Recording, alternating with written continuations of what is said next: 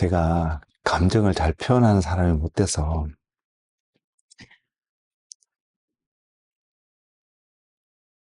어떻게 표현을 좀 하고 싶긴 한데요. 어떻게 해야 될지 잘 모르겠습니다.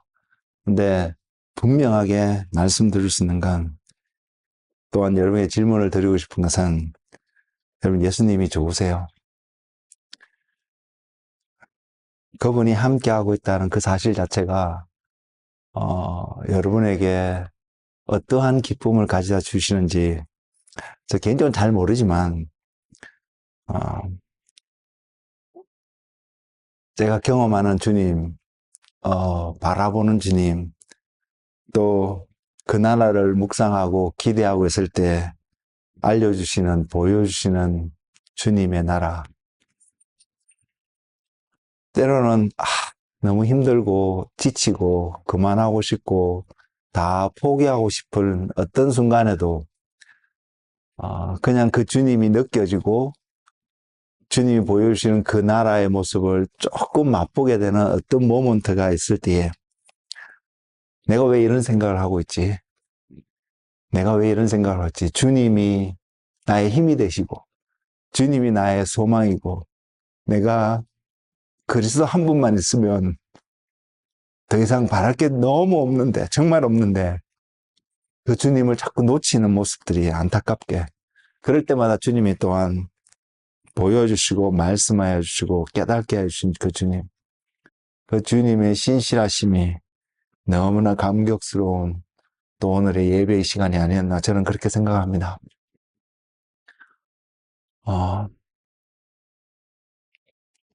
여러분의 삶 속에서도 바로 그 주님, 어떤 주님이냐면 여러분을 사랑하신다고 말씀하시는 주님, 그래서 여러분에게 자신의 모든 것을 내어주셨던 바로 그 주님이 여러분의 삶 속에서 그냥 느껴지시는 그런 은혜가 충만하시기를 예수 그리스도의 이름으로 권면을 드립니다. 기도하고 주님이 주신 말씀 나누도록 하겠습니다. 기도하겠습니다. 주님, 오늘 또 주님의 말씀 앞에 우리가 나왔습니다. 주님, 주의 음성을 듣는 시간 되게 하시며 주님의 마음이 느껴지는 시간 되게 하셔서 주님 앞에 감격의, 감사의 예배를 드리는 우리의 삶이 될 수 있도록 인도하여 주시옵소서. 주님 말씀하여 주시옵소서. 감사하고 예수님의 이름으로 기도드렸습니다. 제가 오늘 여러분과 함께 나누는 말씀의 시작은 사도행전입니다.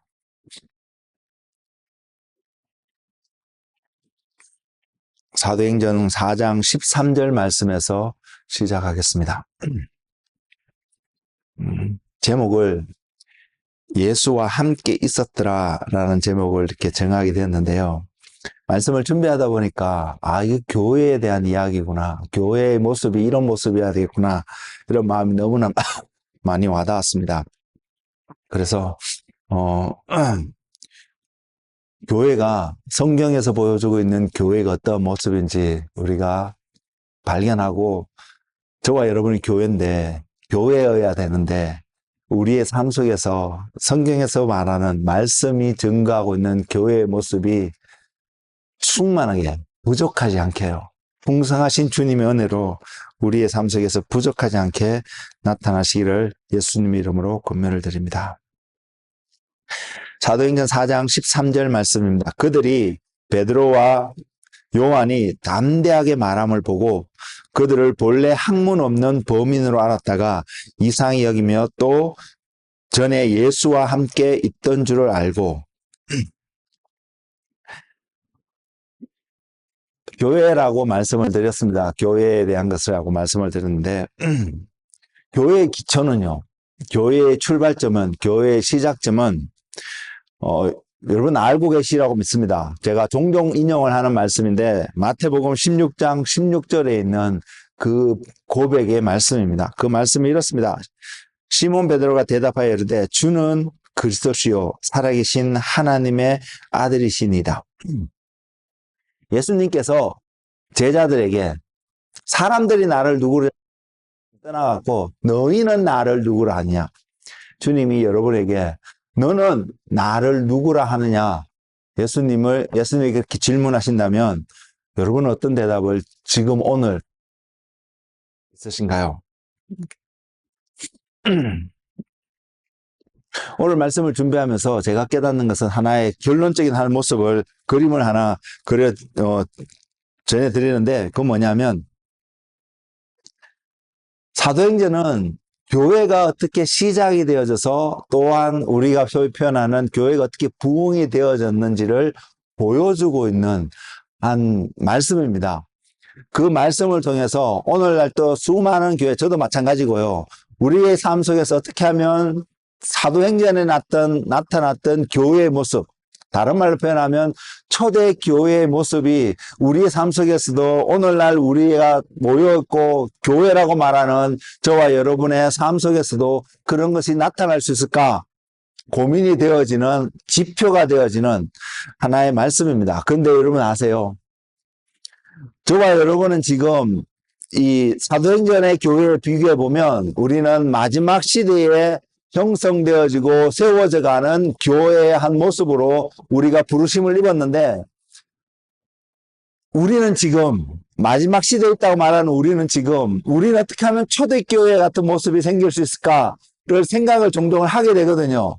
근데 성경은요, 초대교회의 모습보다 마지막 시대에 등장하는 교회의 모습이 더 영광스럽고 더 영화스럽고 더 주님을 닮는 모습이고 더 주님께 순종하는 모습이고 주님의 권능의 역사가 더 나타날 수 있는 교회의 모형이, 교회에 계시하고 예시하고 있는 교회의 모습이 마지막 시대의 교회라는 사실을 저와 여러분이 그림을 그릴 수 있었으면 좋겠습니다.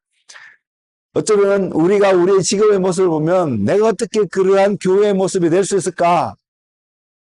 이렇게 생각할 수 있는 현실적인 모습이 보인다 하고, 또한 성경에서 기록하고 있는 초대교회의 모습들과 비교했을 때 부족하게 느껴질 수도 있게 보이는 우리의 모습일처럼 보이지만, 저와 여러분은요, 우리의 육신의 눈이 또는 우리의 육신의 어떤 감정이 또한 우리의 육신의 어떤 지적인 어떤 능력들이 생각하고 바라보는, 보게 되는 교회의 모습에 매여서 살아간 사람들이 아니라요, 주님이 예언하셨고 주님이 계시로 보여주시고 주님이 완성되어져 갈 교회의 모습으로 저와 여러분이 부르심을 입었다는 사실을, 우리는 그것을 먼저 기억해야 되는 사람인 것을 아셨으면 좋겠습니다.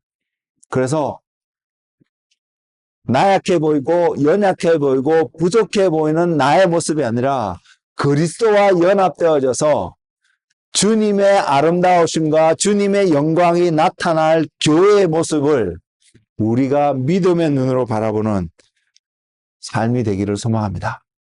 그러나 그 교회의 시작점은 분명히 방금 제가 읽어드렸던 마태복음 16장 16절에 나오는 말씀처럼 주는 그리스도시요 살아계신 하나님의 아들이십니다라는 그 고백 속에서 시작된다는 사실은 분명한 사실입니다. 이 고백은 두 가지를 이야기하고 있습니다. 내용이 두 가지인 것이 아니라 예수님이 who Jesus is, 예수님이 누구시냐, 명확하게 예수님이 누구신 것을 일반적인 관점에서도 이야기하고 있습니다. 그래서 이제는 오늘날 밤에 보면 예수를 안 믿는다고 말하는 사람들조차도 예수가 하나님의 아들이고 메시아로 이 땅에 왔다라는 사실을 어느 정도 인정할 수 있는 그런 시대에 우리는 살고 있다는 사실입니다. 저는 이 부분을 분명한 진리이고 사실인데요, 일반적인 관점에서 그냥 모든 사람들이 예수라는 분이 그런 분이었구나, 그런 분으로 소개되어졌구나 라는 사실, 그 진리가 그 사람들을 변화시키고 그 사람들을 구원의 자리로 가지 않는다는 사실을 우리는 알았으면 좋겠습니다. 먼저는 예수님이 그리스도시고 하나님의 아들이라는 사실을 전제하고 그것을 인정하고, 이제는 우리가 무엇을 바라봐야 되냐면 저와 여러분이 입술로 주는 그리스도시요 살아계신 하나님의 아들이십니다라고 인정하고 고백할 수 있다면 우리는 이것을 또한 봐야 합니다. 정말로 주님이 여러분의 메시아이시냐는 것입니다. 정말로 여러분에게 예수 그리스도가 하나님의 아들로서 여러분의 개개인이 그 주님과 어떠한 관계를 맺고 있느냐를 살펴봐야 된다는 사실입니다. 그 주님과 메시아이시고 그리스도이시고 하나님의 아들이신 예수님과 내가 개인적인 어떠한 릴레이션십이 빌드업되어지고 있지 않는 어떤 형태의 삶을 저와 여러분이 만일 오늘 살아가고 있다면 예수님 메시아이신 것은 예수님이 하나님의 아들이신 것과 여러분의 삶과 저의 삶과 아무런 관계가 없다는 것입니다. 교회는 분명히 예수 그리스도가 메시아이고 하나님의 아들이심을 믿는 진리 위에 서 있지만 또한 그 교회는 그 교회 한 사람 한 사람이 또는 그 전체 그 사람이 모인 공동체가 메시아이신 주님과 어떠한 릴레이션십을 맺어가고 만들어가고 있느냐에 따라서 그 교회는 주님의 교회가 될 수 있고 영생을 소유한 교회가 될 수 있고 생명을 나누는 교회가 될 수 있고 그렇지 않다면 모습은 교회의 모습이지만 우리가 오늘 교회에 예배하러 모여있다고 말할 수 있겠지만 사람들의 눈에도 이것을 보고 교회라고 표현할 수 있고 교회에 대한 기대감을 가질 수 있겠지만 그러나 그 교회는 주님과 아무 관계없는 사회의 하나의 소사이어티에 속한 또는 하나의 모임에 속한 그런 교회가 될 수 있다는 사실을 여러분 알고 계실까요? 그런 관점에서 이 질문을 여러분에 드리겠습니다. 여러분은 어떤 교회이신가요? 다시 말하면 여러분은 주님과 어떠한 관계를 맺고 살아가고 계신가요? 이것이 우리에게 하나의 옵션이 되었으면 좋겠지만 저는 여러분에게 이것이 옵션이라고 전하고 싶지 않습니다. 이것은 옵션이 될 수도 없습니다. 이러한 삶이 우리 삶 속에 부족하게 않게 나타나기를 소망하지만 분명한 것은요. 우리의 삶의 최고의 목적이 내가 예수 그리스도를 아는 것이다. 예수님과 내가 어떠한 깊은 릴레이션십을 세워가고 빌드업해 가는 것이 나의 삶의 최고의 목적이 되어야 되는 것이 믿는 자의 삶인 것을 분명히 말씀드릴 수 있습니다. 만일 오늘 여러분의 생각 속에 이것도 좋고 저것도 좋고 그래서 내가 예수님과도 한번 관계를 맺어봐야지 단순한 이런 생각을 갖고 이곳에 계시다면 쓰레기통에 집어넣을 수 있기를 바랍니다. 그리고 내가 어떻게 하면 예수 그리스도를 아는 것, 예수 그리스도와 어떠한 관계를 맺면 그것이 내 인생의 최고의 목적이 될 수 있는 삶이 될 수 있을까를 고민할 수 있는 은혜가 여러분 가운데 넘치기를 기도드립니다. 이 교회요. 예수님이 메시아이시고 예수님이 그리스도시고 예수님이 하나님의 아들이십니다라고 고백하며 그 관계 속에서 빌드업해가는 바로 그 교회는 주님이 그 시몬 베드로의 대답 속에서 그 교회가 이러한 모습을 가지게 될 것이라고 분명히 말씀을 하고 계십니다. 어떤 모습이냐면 반석 위에 세워지는 교회고 그래서 반석 위에 세워지는 교회고 그래서 엄부의 권세가 이기지 못하는 교회고 천국의 열쇠를 가져서 땅에서 매이면 하늘에서도 매이고 땅에서 풀면 하늘에서도 풀리는 권세 있는 교회인 것을 분명히 주님이 말씀하고 있습니다. 그 말씀을 읽어드릴게요. 마태복음 16장 17절에서 19절 말씀인데 예수께서 대답하여 이르시되 바요나 시몬아 내가 복이 있도다 이를 내게 알게 한 이는 혈육이 아니요 하늘에 계신 내 아버지시니라. 또 내가 내게 이르노니 너는 베드로라 내가 이 반석 위에 내 교회를 세우리니 엄부의 권세가 이기지 못하리라. 내가 천국 열쇠를 내게 주리니 내가 땅에서 무엇이든지 매면 하늘에서도 매일 것이요 내가 땅에서 무엇이든지 풀면 하늘에서도 풀리리라 하시고, 교회가 어떻게 시작되는지를 보았습니다. 그리고 초대교회 사도행전에 나타난 교회가 어떠한 역할들을 세상 가운데 보여주면서 성장해 갔는지도 우리는 말씀을 통해서 분명히 확인할 수 있습니다. 근데 제가 말씀을 시작하면서 알려드렸던 것처럼 마지막 시대의 교회는 초대교회에 나타났던 교회의 모습보다 더 영광스럽고 더 놀라운 하나님의 권능의 역사를 나타내는 교회가 되어야 된다는 사실을 말씀을 드렸습니다. 그 관점에서도 방금 읽어드렸던 마태복음 16장 17절과 19절 말씀, 반석 위에 세워져 있는 교회, 초대교회도 반석 위에 세워져야 된다면 마지막 시대의 교회도 반드시 반석 위에 세워야 되는데, 그 반석은 이미 과거에도 제가 몇 번 여러분에게 말씀을 드렸습니다. 다시 말씀드리면 예수 그리스도라는 바로 그 반석 위에 세워져야 되는 걸 분명히 우리는 기억해야 합니다. 그리고 초대교회도 마찬가지로 음부의 권세를 이기지 못하는 교회의 모습으로 등장했듯이 마지막 시대의 교회도 음부의 권세가 이기지 못하는 초대교회에 나타났던 모습보다 더 강력한 모습으로 이 땅 가운데 나타나야 된다는 사실을 저와 여러분이 알았으면 좋겠습니다. 그리고 그 교회는, 그래서 등장하는 교회는 초대교회도 마찬가지였습니다만 마지막 시대에도 천국의 열쇠를 가지고 땅에서 풀면 하늘에서도 풀리고 땅에서도 매면 하늘에서도 매일 수 있는, 다른 말로 말하면요, 그 교회는 반석 위에 세워진 음부의 권세가 이기지 못하는, 음부의 권세도 어둠의 세력을 이길 수 있는 바로 그 교회는요, 하늘과 천국과 하나님의 나라와 항상 연결되어져 있는 교회라는 사실입니다.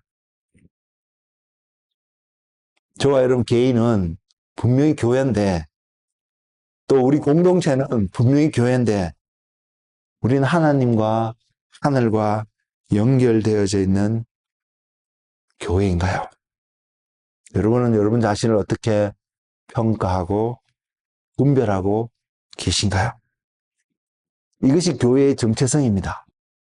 교회의 본질입니다. 달리 표현하면 하나님과 하나님 나라와 연결되어져 있는 교회, 반석 위에 세워지는 음부의 권세를 이길 수 있고 천국의 열쇠를 가진 교회, 이 교회의 이 모습이 나타나기 위해서 저와 여러분에게 요구되어지는 것이 있다면 우리의 삶은 믿음의 삶이 되어야 되는 것을 분명히 알 수 있습니다.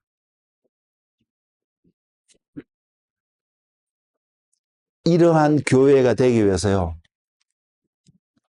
이러한 하나님의 권능의 역사를 나타내는 교회가 되기 위해서 주님이 약속하시고요, 주님이 우리에게 행하신 일이 한 가지 있습니다. 그것이 뭐냐면 바로 보혜사 성령님을 우리에게 보내주셨다는 사실입니다. 베드로가 주는 그리스도시요 살아계신 하나님의 아들이십니다 하고 가장 먼저 고백한 사람이 베드로라고 우리는 말할 수 있지 않겠어요? 그것이 진리고요, 교회는 그거 위에 세워져야 되고, 그래서 세워진 교회는 음부의 권세가 이기지 못하고 천국 열쇠를 가진 교회가 될 것을 주님이 선포하셨음에도 불구하고요, 그 고백했던 베드로는 주님을 부인할 수밖에 없는 삶의 한 경험이 그의 삶 속에 있었습니다.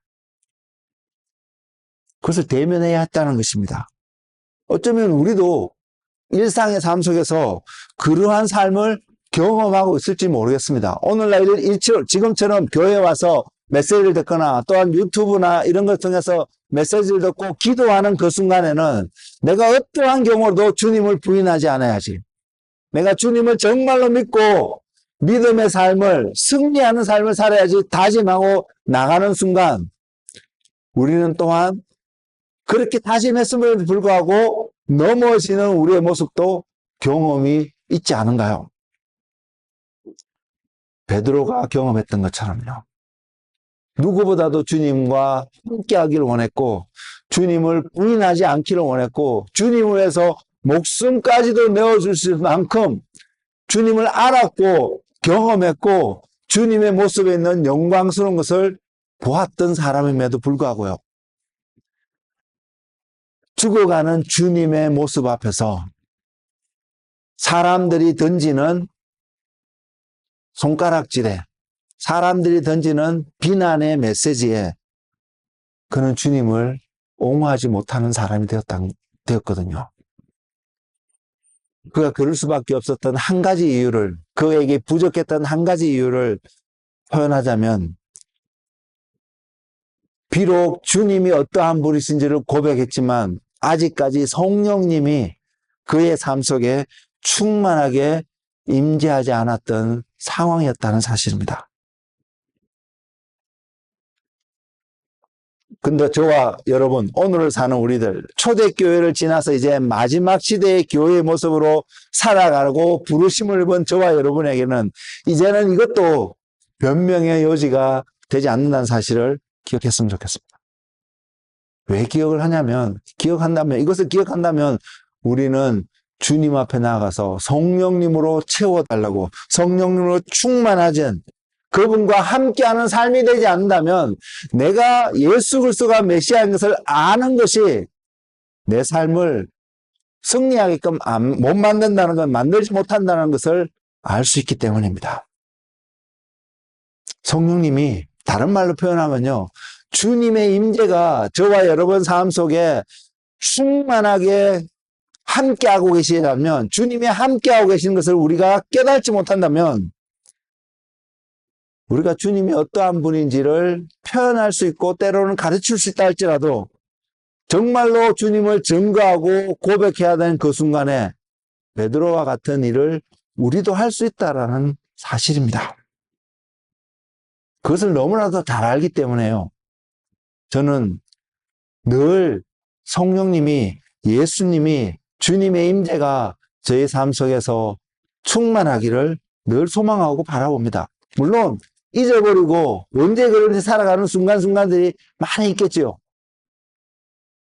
그럴지 할지라도요, 제가 소망하는 것은 주님이 나와 함께 하시는 주님의 은혜를 갈망한다는 것입니다.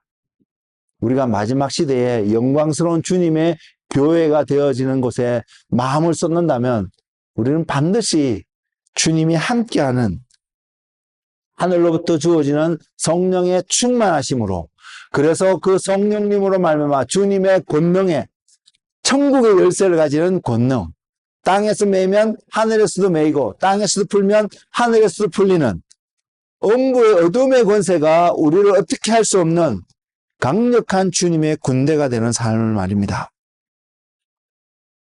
그러기 위해서 우리에게 주님의 임재가, 성령님 우리와 함께하고 있어야 됨을 우리는 기억하는 저와 여러분의 삶이 되기를 소망합니다. 이것이 교회의 특징입니다. 교회의 특징은요, 음부의 권세가 이길 수도 있고 천국의 열쇠를 가진 어떤 특권을 가지고 있는데, 교회의 특징은요, 그래서 우리가 나타나야 되는, 교회라면 이런 모습이 있어야 되는 그 특징은 주님과 함께하고 있는 공동체, 개개인 한 사람 한 사람이라는 것입니다. 주님의 임재가 증거되어지는 공동체, 주님의 임재가 나타나는 한 사람의 한 사람의 삶이 되어질 때에, 모습이 되어질 때에 그 사람은 교회가 된다는 것입니다. 주님의 교회가 된다는 것입니다. 사도행전 4장에 기록되어진, 지금 본문을 지금 들어가겠는데요, 4장 13절의 말씀을 통해서 이것을 증거하기를 원하는데, 사도행전 4장의 이 내용들은 그 배경에 낸 출발점이 사도행전 3장에 있는 내용입니다. 베드로와 요한이 기도하러 성전에 가다가 나면서부터 걷지 못하는 사람을 보고 그 사람에게 다른 어떤 것도 하는 것이 아닙니다.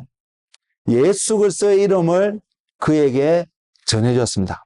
우리가 너무나도 잘 알고 있는 복음성가일 수도 있고 또 내용일 수도 있는데, 금과 은 내게 없거니와 내게 있는 것 내게 주노니,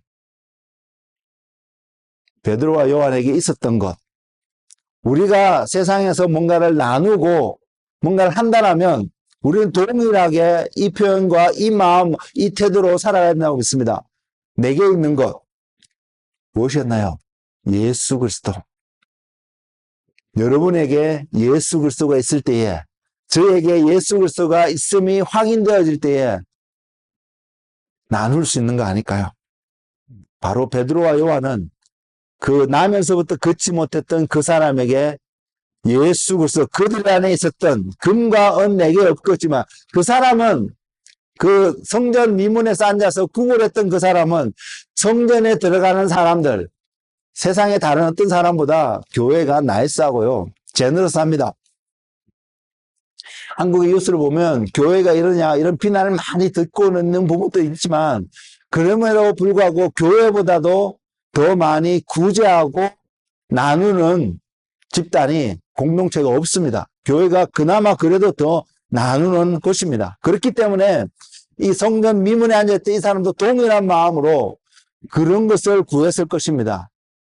그러나 주님이 세상에 주기를 원하시고, 또한 주님을 믿는 제자들이 저와 여러분의 세상에 나누기를 원하는 것은 그런 금과 은이 아니라 예수 그리스도의 이름인 것을, 예수 그리스도인 것을 우리는 알고 있나요? 교회가 전해줘야 될 것은 예수 그리스도인 것을 여러분 기억하고 계신가요? 알고 계신가요? 예수 그리스도를 전하기 위해서 그 교회는 반드시 예수님이 존재하는 교회가 되어야 되지 않을까요? 그래서 예수님을 전해줬을 때 하나님이 그 나면서부터 걷지 못하는 사람의 발목에 힘을 주고 일어서서 걷게 하셨습니다. 그러자 그 사람이 성전에 들어가서 뛰면서 걸으면서 하나님을 찬양할 때에 주변에 있는 많은 사람들이 그것을 보고 하나님께 영광을 돌리게 되는 사건이 일어난 그 배경 속에서 당시의 종교 지도자들이, 서기관과 바리새인과 제사장들이 이 일을 조사했다는 것입니다. 오늘날도 그런 일이 참 많이 있습니다.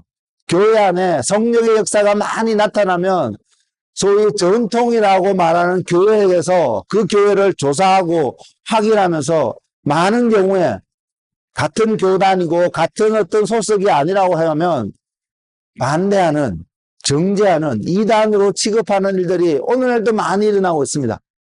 동일한 현상이 초대교회 베드로와 요한의 삶 속에서도 일어났음을 우리는 성경을 통해서 확인할 수 있는데요.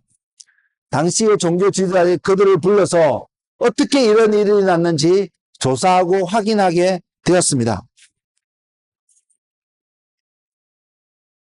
그러면서 그들이 발견할 수 있었던 것은 한 가지밖에 없었다는 것입니다. 아니, 두 가지였죠. 오늘 본문으로 주신 말씀인데, 이들이 학문이 없는 사람, 오늘날 말하면 신학적인 지식이 또는 신학교를 통해서 배운 것이 없는 이러한 사람이었다는 것을 그들이 발견할 수 있었다는 것입니다. 그리고 또 하나는 그들이 예수 그리스도와 함께 있었던 사람, 다른 말로 표현하면 예수님의 제자였던 사람들이었다는 것을 확인할 수 있다는 사실입니다. 여기서 문제가 되었습니다. 여기서 서기관과 바리새인과 제사장들에게는 문제가 되었습니다. 왜? 그들은 예수님을 신성모독하였다는 그 제목으로 십자가야 며칠 전에 죽였기 때문에요. 그래서 모두가 알고 있는 상황이거든요, 당시에. 근데 예수 그리스도의 이름으로 이 제자들이라는 사람이 나타나서 뭐라고 이제 담대히 외치냐면, 예수님이 너희가 못 박아 죽인 예수 그리스도가 부활하셨다라고 선포할 뿐만 아니라 주님만 부활하셨으면 또 몰랐을 텐데, 이제는 어떤 현상이 나냐면 주의 이름으로, 주님의 이름으로 놀라운 역사를 행하는 것을 보여주고 있거든요. 누가 봐도 부인할 수 없는 증거가 그곳에서 나타나고 있거든요. 교회의 특징은 바로 이것이어야 합니다. 기적이 나타나는 것이 아니라요, 교회의 특징은 부활하신 주님이 계신 곳이고 그 부활하신 주님의 임재가 증거되어지고 선포되어지고 나누어져야 되는 공동체가 되어야 된다는 것을 말입니다. 다시 한번 강조드리지만 교회는 주님과 함께하는 존재가 되어야 된다는 것입니다. 저와 여러분은 지금 어떤가요? 우리는 지금 그러한 삶을 오늘 또 살아가고 계신가요?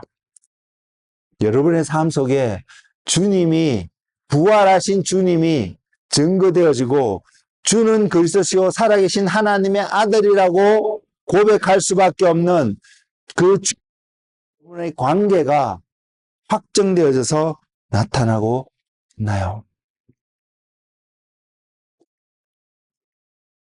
누가복음 13장에요. 한 무리의 사람들이 나옵니다.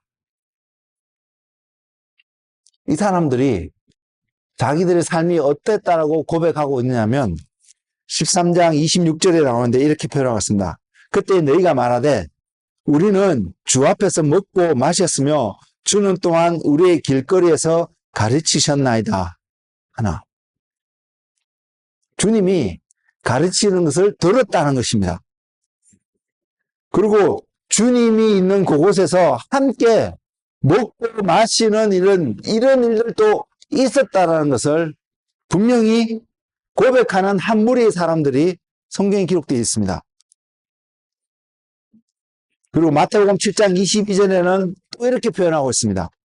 그날에 많은 사람이 나더러 이르되 주여 주여 우리가 주의 이름으로 선지자 노릇하며 주의 이름으로 귀신을 쫓아내며 주의 이름으로 많은 하지 아니하였나이까 하리니 마태복음 7장 22절과 누가복음 13장 26절이 표현은 다르지만 똑같은 무리였던 무리들을 주님이 증거하고 있는 무리들입니다.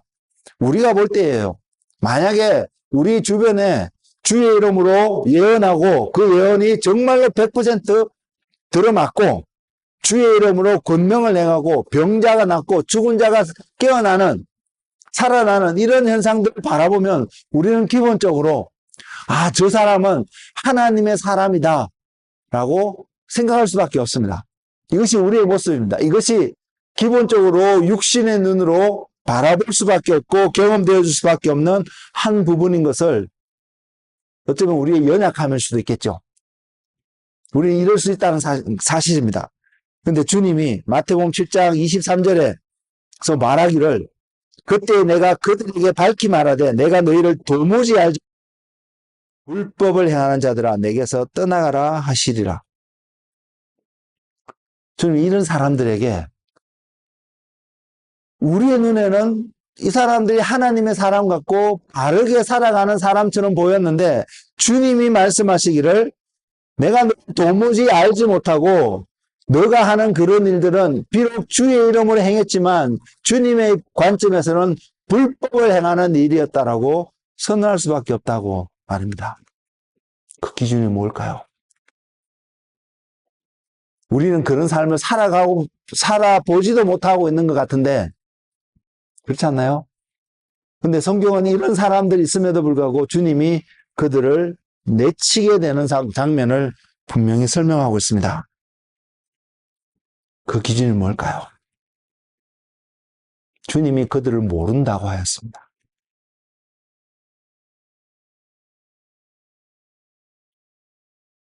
저와 여러분이 주님 앞에서 주님이 여러분을 영접할 수 있는 유일한 조건이 하나 있다면 주님이 여러분을 알 때입니다. 또한 여러분이 주님을 모르면 주님은 여러분을 알지 못하게 되겠지만 결국 우리 안에서 발견되는 것은 내가 주님을 아는 어떠한 삶이 주님이 찾고 계시다는 것을 성경은 보여주고 있습니다. 다윗이 시편 32편 1절에서 2절 말씀에 한 축복을 받은 한 사람의 모습을 설명하고 있습니다. 그 모습이 어떠냐면 허물의 사함을 받고 자신의 죄가 가려진 자는 복이 있도다. 마음에 간사함이 없고 여호와께 정죄를 당하지 아니하는 자는 복이 있도다. 구약시대의 사람이기 때문에 이렇게 설명할 수밖에 없습니다. 신약시대에 살아가는 우리에게는 이 말씀이 어떻게 적용되어 줄 수 있냐면 그리스도의 보혈이 우리의 삶 속에서 늘 있어서 확인되어져서 우리의 죄악이 가려져서 하나님 앞에 드려지는 삶, 그러한 삶. 그래서 다른 말로는요, 의로운 삶이라, 의로운 자라고 표현할 수 있습니다. 죄가 사함을 받고 또는 죄가 가리움을 입었기 때문에 그 사람은 의롭다함을, 의로운 자인 것입니다. 근데 신약 시대에 살아가는 우리에게 명확하게 주신 주님의 메시지는 우리의 죄가 가리움, 우리의 죄가 덮여지는 그 길은 그리스도의 보혈밖에 없다는 것을 분명히 이야기하고 있습니다. 주님이 메시아이시고요. 주님이 하나님의 아들이시다는 그 사실을 들었다고 그것을 안다고 해서 주님이 십자가에서 인류의 죄를 위해서 돌아가셨다는 사실을 그냥 안다고 해서 저와 여러분의 죄가 그냥 덮여지지 않는다는 사실 여러분 알고 있지 않나요? 주님 앞에 나오는 자.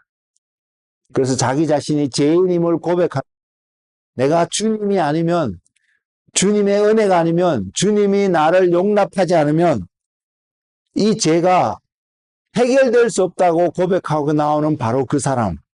다른 말로 표현하면요. 주님과 어떠한 관계를 맺는 그 사람. 그 사람에게 주님의 보혈이 온전히 역사함을 성경은 보여주고 있습니다.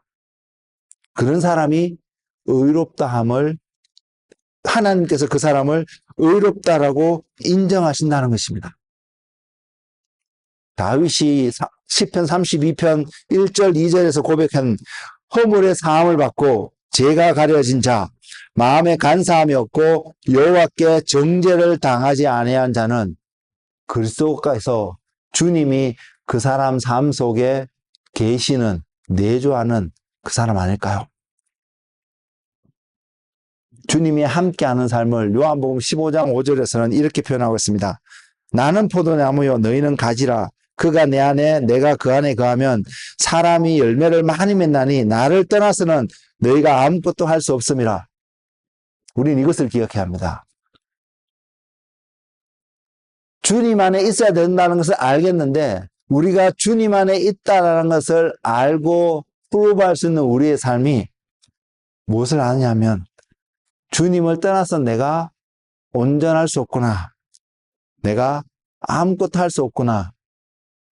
이것을 아는 것입니다. 이것을 진짜 아는 그 사람은 그의 삶 속에서 주님과 어떻게 연결되어져 있고 주님과 어떠한 관계를 맺어가고 있는지 항상 관심을 갖고 바라보고 점검하지 않을까요?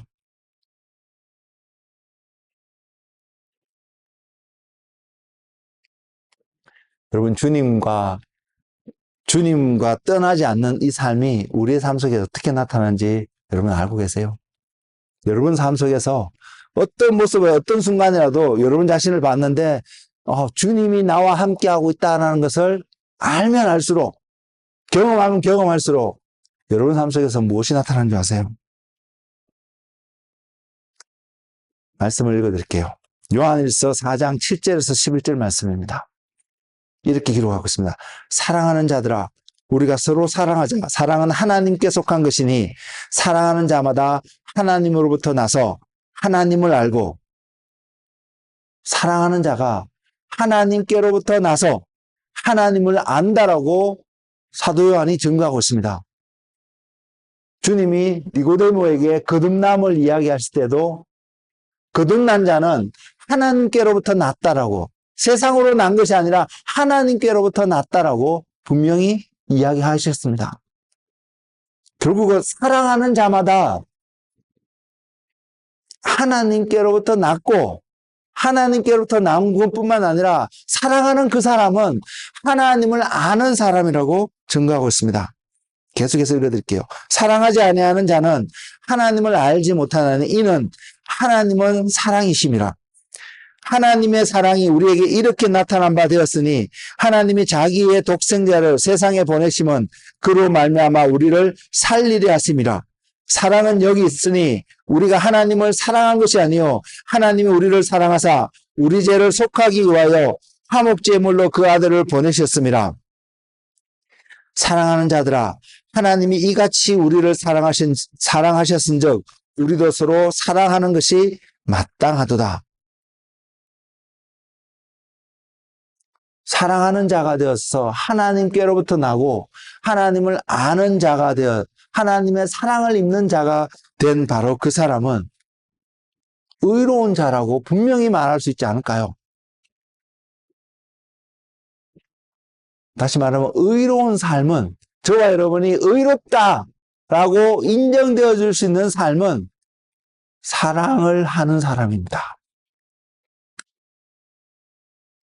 로마서 13장 10절에서요. 사도 바울이 뭐라고 표현하면, 사랑은 이웃에게 악을 행하지 아니하나니 이 사랑은 율법의 완성이라고 하였습니다. 악을 행하지 않는 어떤 삶이 의로운 삶이잖아요. 그리고 율법을 완성한다는 것은 다른 말로 율법을 다 지켰다라고 표현할 수 있는 표현이잖아요. 그것을 가능케 해주는 것이 사랑이라고 말하고 있습니다. 그리고 요한일서 5장 3절에서 5절 말씀에 그 사랑이 어떤 것인지를 설명하고 있는데 이렇습니다. 하나님을 사랑하는 것은 이것이니 우리가 그의 계명들을 지키는 것이라. 그의 계명들은 무거운 것이 아니로다. 무릇 하나님께로 난 자마다 세상을 이기느니라. 세상을 이기는 승리는 이것이니 우리의 믿음이니라. 예수께서 하나님의 아들이심을 믿는 자가 아니면 세상을 이기는 자가 누구냐? 세상을 이기는 것이 믿음이고 그 믿음이 예수 그리스도가 하나님의 아들이심을 믿는 자에게서 나타나는 결과인 것을 이야기하고 있고요. 그리고 시장은 하나님을 사랑하는 것, 이것이 결국은 믿음이라고 표현하고 있다는 것을 여러분 보고 계시나요? 저와 여러분이 만일 내가 믿음이 없구나 라고 한탄이 되어진다면 우리는 이렇게 볼 수 있어야 합니다. 내가 지금 하나님을 사랑하지 않고 있구나. 사랑하는 사람들의 가장 큰 특징이 뭔지 아세요? 함께 하는 것입니다. 저와 여러분이 하나님을 사랑한다고 고백할 수 있는 사람이라면 우리는 어떠한 경우도 시간을 내어줘서 그 하나님과 함께 시간을 보내는데 관심을 쏟게 될 것이라는 것입니다. 그 삶이 여러분 삶 속에 있는지 확인해 보시기 바랍니다. 어떤 놀라운 일을 행하는 그런 것이 아닙니다. 그보다 더 중요한 기초가 되는 것이 뭐냐면 내가 주님과 함께 시간을 보내는 것입니다. 제사장들이, 서기관들이 베드로와 요한을 바라보니까 그들의 삶을 통해 조사해 보니까 발견할 수 있던 것이 예수님과 함께한 사람들이었다는 것을요. 우리가 주님을 사랑한다고 고백할 수 있다면 우리는 주님과 함께하는 사람이 되어야 된다는 것을 성경은 보여주고 있습니다. 주님과 함께하는 그 사람을 주님이 내가 너를 모른다라고 말씀할 수 있을까요? 주님의 사역의 현장에, 기적의 현장에 있던 사람이 주님을 아는 사람이 아님을 성경은 이야기합니다. 주님과 함께했던 그 사람을 통해서 주님은 천국이, 하나님의 나라가, 하나님의 뜻이 하늘에서 이루어진 것처럼 땅에서도 이루어지는 일을 행하여 가실 것입니다. 그것이 우리는 오늘날 기적이라고 말할 수 있지 않을까요? 사랑하는 성도 여러분, 우리는 분명히 하나님을 사랑하라고 부르심을 입었습니다. 그리고 말씀을 통해서 하나님을 사랑하는 것이 율법의 완성이고 우리가 계명을 지키는 것이고 우리가 믿음이 있는 것이고 우리가 하나님 앞에서 의롭게 되었다는 것을 분명히 보여주는 척도인 것을 성경은 분명히 이야기하고 있습니다. 그 사랑은요, 하나님과 주님과 성령님과 시간을 보내는 관계입니다. 그럴 때 우리 안에 사랑이 증가되어져 갈 것입니다. 여러분 주님과 시간을 보내고 계시나요? 시간을 보내는 것 다양한 방법들이 있을 것입니다. 어떤 방법을 통하시든 여러분이 주님과 시간을 보내고 있음이 확인되어지는 삶을 살아가시는 여러분의 삶이 되시기를 예수님의 이름으로 축복을 드립니다. 어떤 사람을 보니까, 누구누구를 바라보니까, 아, 저 사람은 주님과 함께하는 사람이야. 저도 그렇게 소문나기를 원합니다. 저 목사는 주님과 함께하는 사람이야. 주님을 사랑하는 사람이야. 우리가 이렇게 공동체로 모여 있는데 이 공동체가 사람들에게, 세상에게 주님과 함께하는 공동체. 저곳에 가면 예수님을 만날 수 있어. 저곳에 가면 예수님을 경험할 수 있어.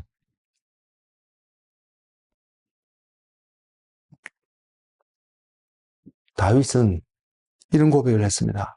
평생의 소원이 여호와의 전에 거하는 것이라고요. 물리적으로 바라보면, 생각해보면 하나님 성전을 지어놓고, 그래 꼭 다윗은 성전을 짓기를 원했잖아요.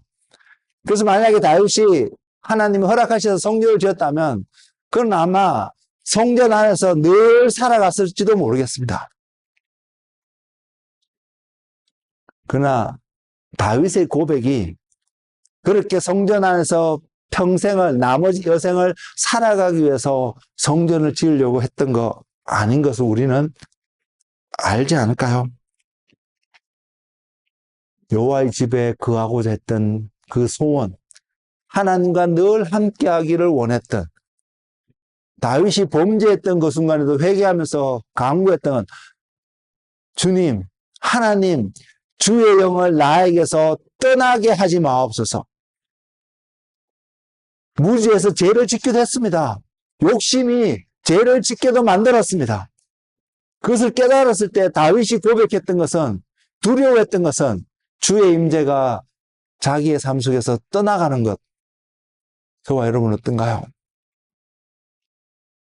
오늘 교회에 와서 신앙생활하고 나름 교회에 출석하는 한 사람으로 우리가 표현되어지는데 우리 안에 주님이 계시지 않는 것으로 해서 두려워하고 소위 걱정하고 염려하는 모습이 우리 안에 있나요? 사랑하는 성도 여러분, 교회는 특별히 마지막 시대에 완성되어져 가는 교회는 주님 없이는 불가능합니다. 그 교회는, 그래서 주님의 신부로 부르심을 입은 그 한 사람 한 사람은 무엇보다도 주님과 함께하는 것에 마음을 쏟을 것이며 두렵고 떨림으로 늘 바라보는 것은 내 안에 예수 그리스도가, 성령님의 임재가 있느냐 없느냐에 더 초점을 맞추게 되는 존재가 되어야 될 것입니다. 우리는 이런 공동체가 되었으면 좋겠습니다. 우리는 이것에 마음을 쏟는 자들이 되었으면 좋겠습니다. 우리는 그래서 하나님 앞에 한 걸음 더 나아가고 헌신하는 그런 주님의 사람들이 되었으면 좋겠습니다. 사도 바울이 그래서 이런 고백을 할 수 있었습니다. 왜냐하면 그리스도를 아는 지식이 가장 고상하다. 최고의 지식은 주님을 아는 것이다. 이 고백이 저와 여러분의 고백이 되기를 소망합니다. 또한 사도 바울이 또한 선포하고 명령했던 그리스도의 마음을 품는 자가 되어야 된다. 그리스도의 마음을 가진 자가 되어야 된다. 그러면서 설명하고 있는 것이 그는 근본 본체 하나님이시나 하나님과 동등됨을 취할 것을 여기지 아니하고 이 땅에 내려와서 죽기까지 순종하셨던, 다른 말로 표현하면 겸손하신 주님, 이 그리스도의 마음을 품는 자가 되어야 된다고 권면하고 있습니다. 우리는 그런 사람이 되기를 소망합니다. 어떠한 경우로도 우리가 그리스도의 마음을 품어서 주님 앞에서 겸손의 모습으로 늘 드려지는 우리의 삶이 되기를 소망합니다. 또 마지막 한 가지는 그리스도를 아는 지식을 가지고요, 그리스도의 마음을 품는 그 사람에게 또 한 가지 나타나는 하나의 특징은 여호와의 산에 올라가는 한 사람이 되고 공동체가 되기를 소망합니다. 거룩한 곳에 서는 자, 여호와의 산에 올라가는 자.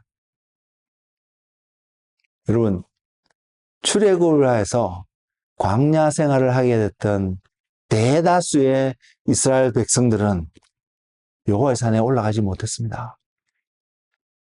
나타나는 현상으로 두려워서 그 안에 있는 죄들이 해결되지 못해서 그들은 죽을까 두려워서 여호와의 산에 올라가지 못했습니다. 그 결과 그들은 멸망당할 수밖에 없는 그러한 운명을 맞이했습니다. 하나같이 반석에서 나오는 물을 마셨습니다. 예수 그리스도로 나오는 은혜를 입었습니다. 하늘로부터 내려오는 만나를 먹고 경험했습니다. 하나님의 놀라운 역사 속에서 40년간 그들의 광야 생활을 했었습니다. 그럼에도 불구하고요, 여호와의 산에 올라가지 못했던 이스라엘 백성은 그 40년의 시간을 통해서 광야에서 다 죽게 되었습니다. 사랑하는 성도 여러분, 우리가 그리스도의 마음을 품고요, 그리스도를 알고 배우는 일에 우리의 최고의 경주를 기울이고요, 그래서 우리가 여호와의 산에 올라갈 때에 우리는 하나님과, 아니 주님과 온전히 연합되어지는 한세 사람이 될 수 있을 거라 믿습니다. 이것을 갈망하시는, 이것을 최고의 인생의 목표로 설정하고 오늘 부족함을 보인다 할지라도 다시 일어서서 주님, 나의 인생의 목표는, 내가 가야 될 목적지는 내 안에서 발견되어지기를 원하는 것은 예수 그리스도와 나와 함께하고 있다는 것을, 주님이 나를 안다는 것을 경험하는 그 삶이 되기를 소망합니다라고 고백하며 자신의 삶을 드릴 수 있는 예수 그리스도의 제자들 되시기를 주님의 이름으로 권면을 드립니다. 기도하겠습니다. 주님,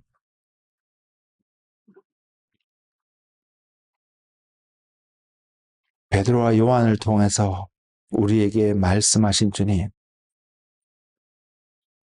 그들이 주님과 함께 했던 사람인 것을 증거하여 주셨던 주님, 권능을 행하고 예언을 행하였지만 주님이 모른다라고 말할 수밖에 없었던 그 이유를 보이신 주님, 마지막 시대에 교회로 부르심을 입은 우리들에게 그 교회는 초대교회보다 더 영광스럽고 더 아름답고 더 놀라운 주님의 권능을 나타내는, 주의 아름다움을 전파하는 교회가 되어야 될 것을 보이신 주님, 그 모든 것을 가능케 하는 것이 예수 그리스도이심을, 그 주님이 교회 안에 머물 수 있는 관계가 되었을 때에 가능한 일임을 보았습니다. 주님, 우리의 마음이, 우리의 생각이, 우리의 눈이 어디를 향하고 있나요? 사도 바울의 고백처럼 그리스도를 아는 것이 가장 고상한 지식인 것을 고백할 수 있는 한 사람, 그리스도의 마음을 품는 것이 내 삶의 최고의 목적이 되어졌다고 고백할 수 있는 한 사람, 그래서 여호와의 산에 끊임없이 올라가고 주님과 함께하기를 갈급해하는 바로 그 한 사람이 이곳에서 주님을 예배하고, 이곳에서 주님을 기다리고, 이곳에서 주님께 간구하는, 주님 앞에 나온 이곳에 있는 한 사람 한 사람이 되게 하여 주시옵소서. 그래서 주님이 내가 너를 안다고, 내가 너를 안다고, 그래서 주님께서 우리의 이마에, 우리의 손등에 주님과 그 사람만이 알 수 있는 표를 인쳐주시는 은혜가 이곳에서 주님을 예배하고 믿음 생활을 하기를 원하는 모두에게 충만할 수 있도록 성령님 역사하여 주시옵소서. 주님이 함께하지 않으시면, 성령님이 우리 가운데서 함께하지 않으시면, 우리와 동행하여 주시지 않으시면 이 모든 것은 불가능함을 바라봅니다. 우리가 뭔가를 해야 되는 것처럼 느껴지지만 주님이 함께 하시기에, 성령님이 함께 하시기에 그 조건이 채워질 때에 행할 수 있음을 바라봅니다. 주님, 그래서 우리가 오늘 또 마음을 들여서 성령님을 구합니다. 주님이 약속하신 것처럼 보혜사 성령을 보내주시겠다고 약속하여 주신 것처럼 주님, 우리가 그 약속을 믿고 주님 앞에 나아갈 때에, 주님을 구할 때에 주님 우리에게 주의 성령을 부어 주옵소서. 그래서 주님을 알고 주님과 함께하는 믿음의 여정, 주님을 사랑하는 삶이 될 수 있도록 주님 인도하여 주시옵소서. 그래서 주님을 갈급해하는 한 사람 한 사람에게 지혜와 계시의 영을 허락하셔서 하나님 아버지를 알게 하시고 성도 가운데서 역사하시는 주님의 위대하신 능력의 지극히 크심이 어떠함을 깨달아서 성도에게 주시는 그 유업의 풍성함이 무엇인지 알아. 주님과 날마다 동행하는 즐거움 가운데 살아가는 주님의 사람들이 되도록 축복하여 주옵소서. 예수님의 이름으로 기도드렸습니다.